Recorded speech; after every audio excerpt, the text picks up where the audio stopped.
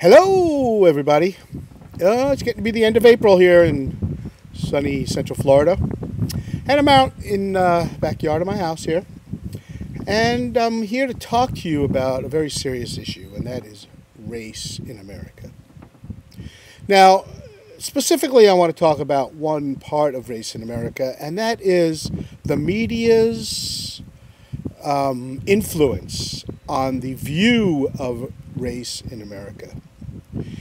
For example, not far from here, actually, maybe an hour away, was when Mr. Trayvon Martin was shot by George Zimmerman. What a tragedy. It really was. Poor, 17-year-old kid shot in the chest, close range, he was on top of George Zimmerman, pounding George's head into the concrete. And George happened to have a little Kel-Tec 32, I believe it was a 32, of which he has a concealed weapons permit for, a legal gun, and he shot Trayvon Martin in the chest. Horrible. And we don't really all know the circumstances. It will probably all come out in court. But my point here is that when the news first came out about this incident, this horrible incident, we saw in the newspapers and on TV photos of these two people.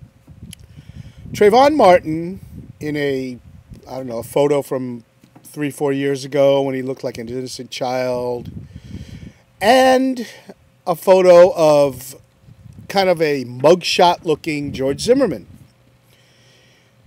Now, that's what was plastered all over the newspapers for several days. And by looking at those photos, the description in the newspapers was Trayvon Martin, a black youth, and George Zimmerman, a white Hispanic man. Now, what the hell does that mean? The part that I really find offense in that is when they describe our president, Barack Hussein Obama, apparently he's half white. So why don't they talk to him, about him, as a white black man? But it's okay against George Zimmerman because they want to create a deception that it was a white on black crime. This is the newspapers. You would get an impression, which is what the newspapers and the TV wanted to give you, an impression of an evil mugshot criminal and a poor innocent young man. Okay, well, then, several days after that, new photos of George Zimmerman started coming out, and it turns out he's a good-looking young man, in his 20s also, doesn't have a criminal record, was a neighborhood watch captain. He may have wanted to, aspire to be a policeman. I don't know. That's what I understand. And then pictures started coming out of today's looking Trayvon Martin with gang signs, wearing his hoodie. Basically, he wasn't an innocent young 13-year-old kid. He was a football player, a big kid, and he may have been a good kid. I don't know. But apparently he got suspended from school, and that's the reason he was in that neighborhood staying near his dad's house, in his dad's house.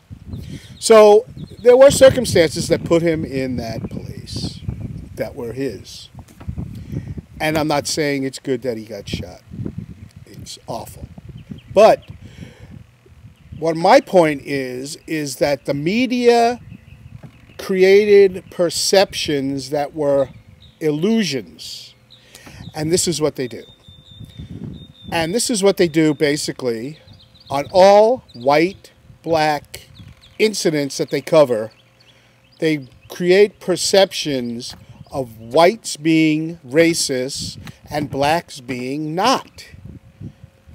But they don't seem to have to cover other incidents, that, especially things that happened after that, where old people are getting the crap beat out of them by gangs of youths, black youths, spouting out Trayvon, this is for Trayvon. Well, apparently it's not for Trayvon. This is just bent-up anger perpetrated by the media on impressionable young people. And if you look around, that's all it is. Every day, we are getting a creation by the mainstream media of illusion. This is called deception. The mainstream media loves to deceive you, either by lying by omission, creating facts out of thin air, not producing facts at all, using conjecture.